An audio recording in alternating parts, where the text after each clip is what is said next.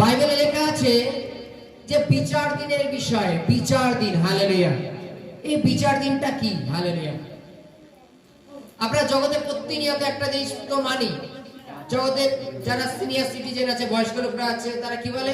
এখানেই খাওয়া দাওয়া করছে, এখানেই বাঁচবো, এখানেই মরবো, এখানেই স্বর্গ, এখানেই মর্ত, এরকম বলে দেয়। এখানেই পাপ, এখানেই পুণ্য। বিভিন্ন ভাবে তারা জগতে আনন্দ করে অভিলাষ করে কেটে যায়। হালেলুয়া। তাই তো নাকি? কিন্তু বাইবেলে বলছে বিচার দিনের একটা ব্যবস্থা আছে। হালেলুয়া। বিচার দিনের একটা ব্যবস্থা আছে। আমি পড়ছি মথিলিখিত সুসমাচার 25:8। এখানে কি বলছে? আর নির্বুদ্ধিরা সুবুদ্ধিদিগকে বলিল, তোমাদের তৈল হইতে আমাদেরকে কিছু দাও, কেননা আমাদের প্রদীপ নিভিয়া যাইতেছে। কিন্তু সুবুদ্ধিরা উত্তর করিয়া কহিল, হয়তো তোমাদের ও আমাদের জন্য কুলাইবে না, তোমরা বরং বিক্রেতাদের নিকটে গিয়া আপনাদের জন্য ক্রয় করো। হালেলুয়া। হালেলুয়া। বাইবেল একটা খুব গুরুত্বপূর্ণ ঘটনা দিয়েছে এখানে। একটা জিনিস দেখো, কোন একটা জিনিস যদি খুব গল্প আকারে বোঝানো যায় তাহলে জিনিসটা কেমন হয়? অনেকক্ষণ বুদ্ধিতে থাকে। মানো, মনে করে স্কুল কলেজে ইতিহাসে দেখবো অনেক ছাত্র ভালো হয় না, জানো? সেই শুধু রাজা রাজা রাজাদের গল্প, ওর জন্ম এত সালে, ওর জন্ম এত সালে, এত খ্রিস্টাব্দে, এইসব বিষয় লেখা আছে। ওর জন্য ইতিহাস সহজে নিতে চায় না লোকে। হালেলুয়া। কিন্তু ওই ইতিহাসটাকে যদি কখনো সিনেমা করে দেখানো হয় তাহলে দেখবা স্মরণে থাকবে, যেহেতু সিরিয়াল দেখা অভ্যাস আছে। হালেলুয়া। তাই তো নাকি? যদি একটু সিনেমা আকারে যে অশোকের জীবন কাহিনী, আকবরের জীবন কাহিনী, হুমায়ুনের জীবন কাহিনী যদি এভাবে কিছু ভিডিও করে দেখায় তাহলে দেখবা স্মরণে থাকবে। হালেলুয়া। এবার এই বিভিন্ন ঘটনা করার কারণ কি জানো? সামনের ব্যক্তিদের মনে থাকে। হালেলুয়া। বাইবেলে এই বিচার দিনের ব্যবস্থাটাকে খুব সুন্দরভাবে বুঝিয়েছে যে মনে করো একটা বিয়ে বাড়িতে, এখনকার বিয়ে বাড়িতে এভেলেবেল অনুষ্ঠান, এখানে ওখানে লোক ছড়িয়ে যায়, আবার একত্রিত হয়। কিন্তু আগেকার দিনে সিস্টেম ছিল, সিস্টেমটা এইরূপ ছিল যে বিয়ে বাড়িতে যতক্ষণ বর না আসবে ততক্ষণ সব এভেলেবেল ছিল, যাওয়া আসা। কিন্তু বর আসার পরে দরজা বন্ধ হয়ে যেত, ঘরে ঘরে ঢোকার কারোর পারমিশন ছিল। কিন্তু তারা সব সাথে যেই কয়জন থাকবে শুধু সেই কয়জনই যেতে পারে। এখানে লেখা আছে 10 জন মহিলা, 5 জন সুবুদ্ধি আর 5 জন নির্বুদ্ধি। সুবুদ্ধি কাকে বলে জানি? যার বুদ্ধি বেশি। হালেলুয়া। যে ভেবে চিন্তে পা ফেলায়। হালেলুয়া। তাকে সুবুদ্ধি বলে। আর নির্বুদ্ধি যে ভেবে পা ফেলায় না। হালেলুয়া। হালেলুয়া। বাইবেলে লেখা আছে 5টা সুবুদ্ধি আর 5টা নির্বুদ্ধি। সুবুদ্ধিরা জানে যে বর আসবে। এখনকার দিনে তো লাইট ফাইট সমস্ত রকম ব্যবস্থা আছে, আগেকার দিনে প্রদীপের জন্য তেল রাখা হতো। এবার আমরা জানি যে বর যখন আসছে, আমরা জানি না যে মানে পারফেক্ট টাইম কখন যে বর প্রবেশ করবে। কারণ 8টার সময়, 9টার সময়, 10টার সময় আমরা কেউ জানি না। প্রত্যেকের পরিবারে তো বিয়ে দেওয়া হয়। হয়তো ফোন করে বলে যে আমরা বাড়ি থেকে বেরিয়েছি 9টায়, তুমি টার্গেট নিয়েছো 10টার মধ্যে ঢুকে যাবে। হয়তো 10:30 11টা বাজে আসেনি, কেন? রাস্তায় ট্রাফিক জ্যাম ছিল, হতেই পারে। তার সুবুদ্ধিরা বর আসবে বলে তারা প্রদীপ নিয়ে বসেছিল 5 জন, আর এক্সট্রা বোতলে তেল রেখে দিয়েছিল যে যখন তেল শেষ হয়ে যাবে আমরা আবার তেল ঢেলে নেবো, যেন প্রদীপটা না নেবে। আর যারা নির্বুদ্ধিরা তারা কি করে?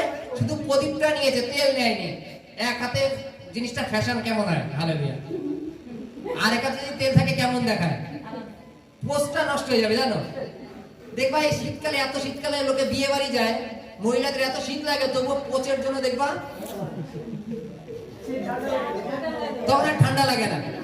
কিন্তু পোজ দেখাতে হবে যে কোন শাড়ি আমার আছে, কোন চেন আমার আছে, কি আছে, এটা আমার দেখাতে হবে লোকের।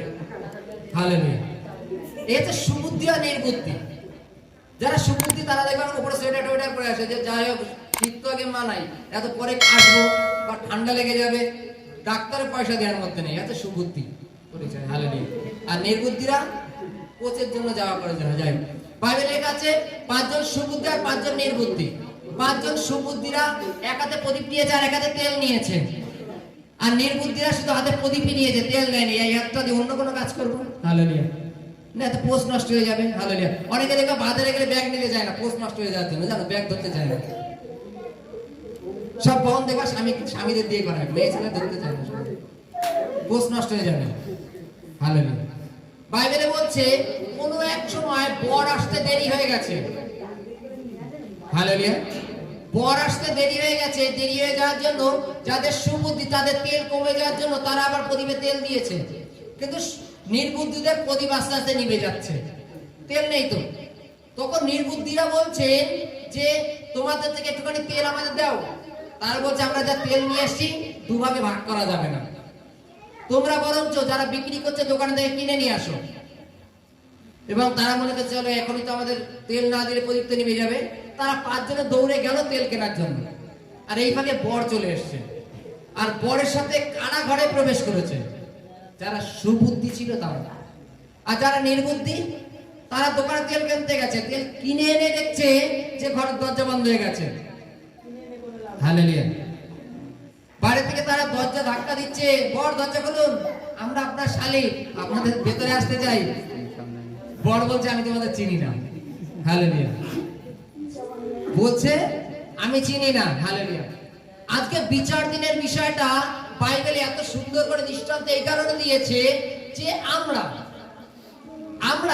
সুবুদ্ধির সমান হব তো নাকি?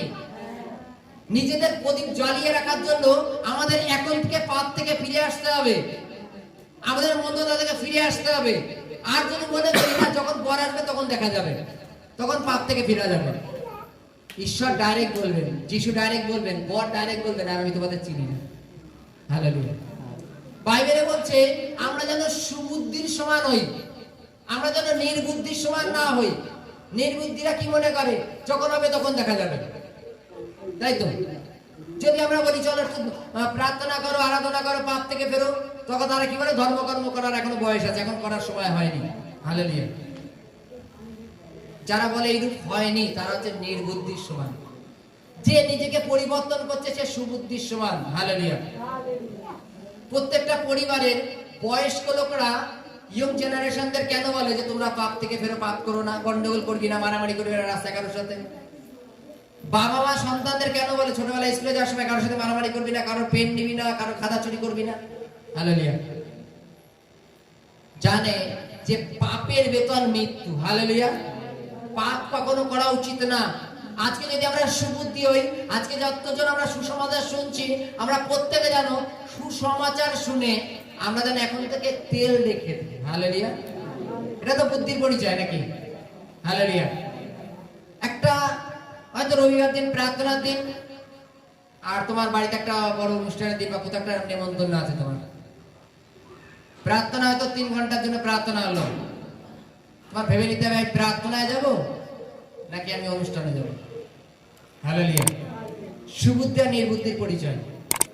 আজকে প্রতিনিয়ত আমাদের পাপ থেকে ফিরতে সাহায্য করে ঈশ্বরের বাক্য, মন্দতা থেকে ফিরতে সাহায্য করে ঈশ্বরের বাক্য। আর আজকে যদি আমরা নির্বুদ্ধিতে চলি তাহলে আমরা পাপে ডুবে থাকবো এবং আমরা আমাদের জন্য আর পিতা দরজা খুলবেন না। হালেলুয়া। হালেলুয়া।